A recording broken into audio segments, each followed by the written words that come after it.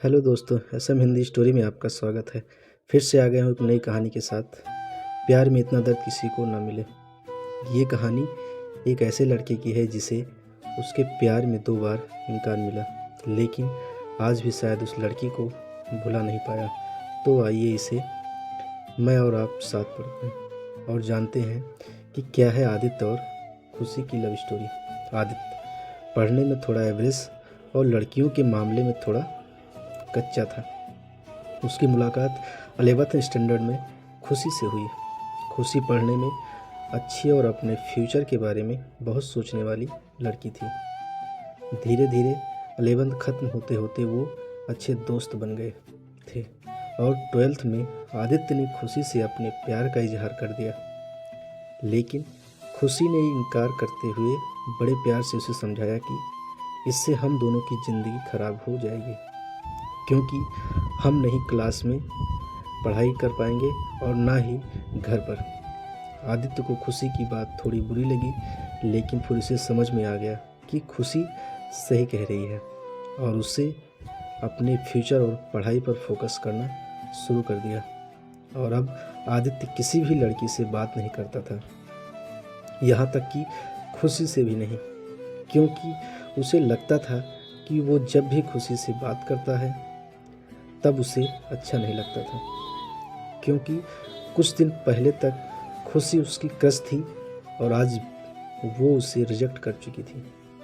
और आदित्य इन सब बातों को नज़रअंदाज करते हुए अपने इंटरमीडिएट की परीक्षा में मेहनत करके पूरे क्लास में फर्स्ट आ गया। बाद में आदित्य दिल्ली के एक कॉलेज से बीटेक करने लगा और वहाँ भी वो किसी लड़की से बात नहीं करता था, क्योंकि खुशी ने उससे जो भी बातें कही थी कहीं ना कहीं उसके दिल में बैठ गई थी। और जब भी उससे कोई लड़की बात करने आती वो मुंह मोड़ लेता। वो धीरे धीरे अपनी पढ़ाई में और भी अच्छा होता गया और आखिरी में आते आते वो अपने कॉलेज में भी टॉप 10 की लिस्ट में आ गया और उसे कॉलेज से प्लेसमेंट भी मिल गई और वो जॉब करने फिर से मुंबई चला गया। मुंबई एक बहुत ही बड़ा शहर है, जहाँ एक मोहल्ले के लोग दूसरे मोहल्ले को नहीं जानते हैं। वहीं जब आदित्य ऑफिस गया तो उसे वहाँ खुशी दिखी, लेकिन अब खुशी के लिए उसके दिल में कोई जगह नहीं थी और इसलिए वो हर बार खुशी से छिपता रहता। इसलिए नहीं क्योंकि वो उससे नाराज़ था, बल्कि इसलिए क्योंकि वो फिर से खुशी की ज़िंदगी में नहीं आना चाहता था। लेकिन वो कहते हैं ना कि भगवान की मर्जी के आगे किसी की नहीं चलती। एक दिन ऑफिस के कैंटीन में खुशी ने आदित्य को देख लिया और उसके पास जाकर उससे बात करने लगी। आदित्य के पास भी खुशी से बात करने के अलावा और कोई विकल्प नहीं था। दोनों के दिल में पिछले 4 सालों से जो भी दर्द था उन्होंने एक दूसरे को बताया और खूब सारी बातें की।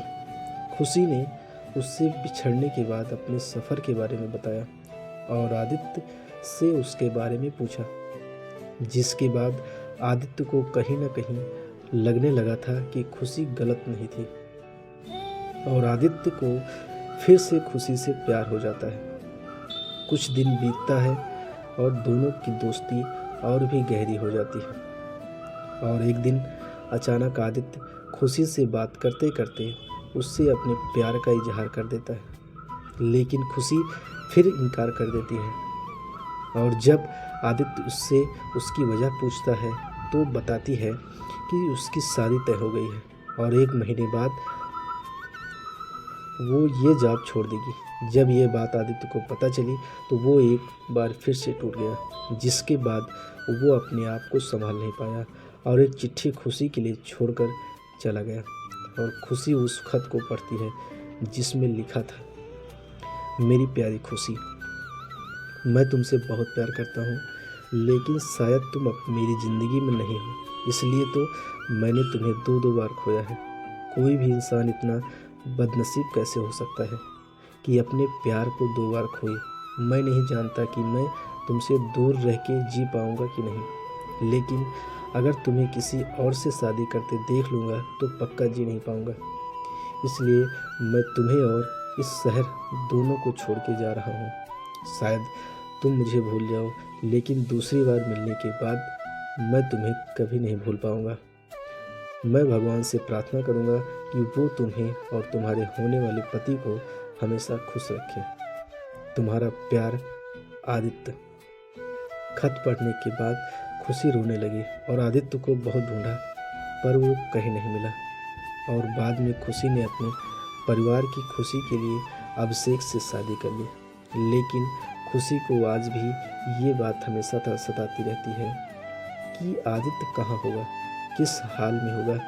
यहाँ तक तो उसे ये भी नहीं पता कि आदित्य जिंदा भी है या नहीं। एक तरफ खुशी अंदर ही अंदर घुटती रही, लेकिन दूसरी तरफ वो एक परफेक्ट बहू, परफेक्ट पत्नी और परफेक्ट माँ भी है, जिससे उसके परिवार वाले हमेशा प्यार करते हैं और हमेशा प्यार करते रहेंगे। हमें ये तो नहीं पता कि खुशी ने 12th स्टैंडर्ड में या जॉब टाइम पर आदित्य को ठुकरा के गलत किया या सही, लेकिन आदित्य ने यह साबित कर दिया कि वो खुशी से सच्चा प्यार करता था। और इस बात का एहसास शायद अब खुशी को भी हो चुका था, और इसलिए शायद आज तक खुशी ने अपने आप को माफ़ नहीं कर पाई है। मिल जाती अगर सभी को अपनी मोहब्बत में मंजिल, तो यकीनन रातों की अंधेरे में कोई दर्द भरी शायरी नहीं लिखता। इसी के साथ मैं आपसे विदा लेता हूँ। दोस्तों, कैसी लगी स्टोरी कमेंट में हमें ज़रूर बताएं। अगर आपको ये कहानी ज़रा भी पसंद आई हो तो इसे शेयर ज़रूर करें और चैनल को लाइक, कमेंट और सब्सक्राइब करें। धन्यवाद।